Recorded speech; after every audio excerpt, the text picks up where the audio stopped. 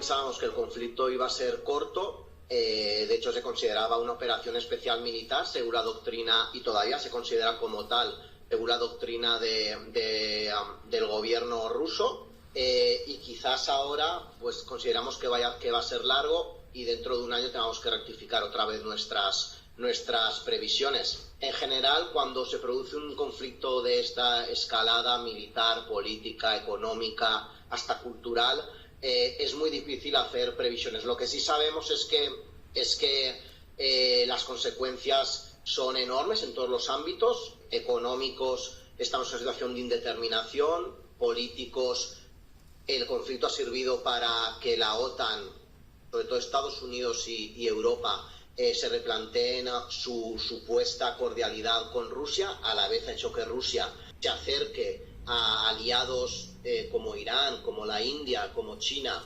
que quizás, pues no sé, intentaban tener una posición más neutral, por así decirlo, y mirando hacia el subcontinente iberoamericano, podemos ver las consecuencias desde el ámbito macro hasta el ámbito micro. En el ámbito macro hay una especie de posicionamiento de cada potencia, y México incluyo a México como potencia regional, de en qué puede maniobrar respecto a Rusia y respecto a Estados Unidos. Recordemos que México ha tenido una posición internacional de rechazar el ataque a Ucrania, pero manteniendo los vínculos históricos que tiene también con Rusia, también como una manera de ganar una posición de, ¿cómo decirlo?, de maniobrabilidad respecto a Estados Unidos, ¿no? Una manera de jugar a dos bandas para ver en qué puede presionar, en qué puede maniobrar respecto a los temas en común. Eso, digamos, en lo macro. En lo micro,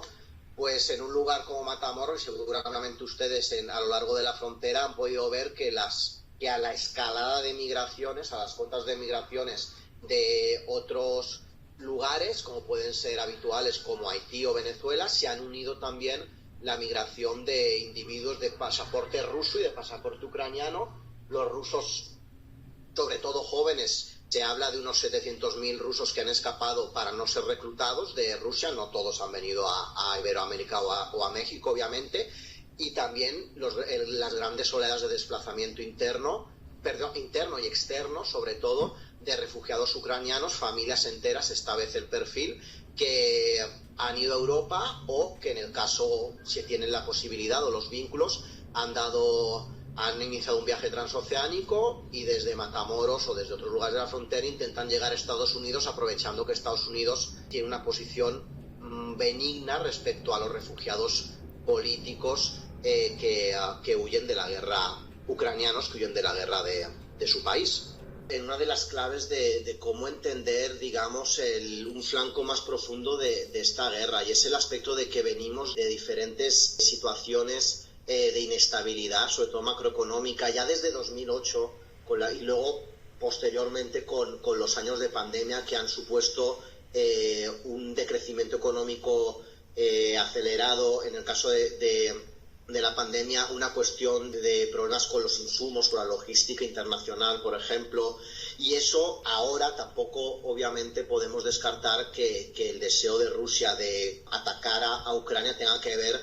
Tampoco podemos desconectarlo de esta situación de inestabilidad internacional, de falta de liderazgo político, pero también de búsqueda de recursos ante una situación que de por sí es precaria, ¿no?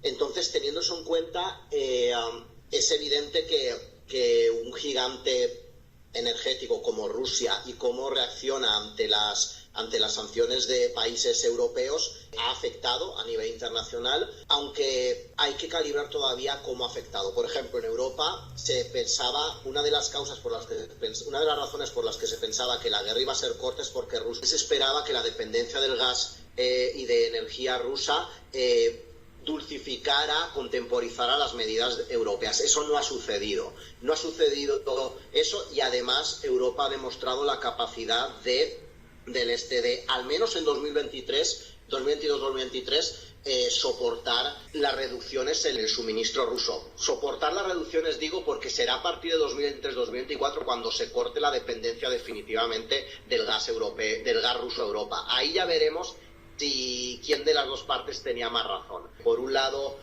supone que Rusia vaya a abrir su mercado a otros países. Pienso de nuevo en India, por ejemplo, o en China, que son los grandes socios geoestratégicos a los que Rusia se está abocando. También va a hacer que cuestiones que parecían, y también por un lado, y esto afecta a México, cuestiones que parecían saldadas, que parecían que eran irrevocables, al igual que pasó con los plásticos, que la pandemia, digamos, revitalizó de nuevo esa industria que parecía condenada por otro tipo de perspectivas ideológicas. A la vez, para México, esto va a suponer que materias como, por ejemplo, el petróleo se tenga otra vez que replantear su viabilidad o no, sobre todo en una época donde van a faltar, donde se van a replantear los jugadores, digamos, en el tablero energético.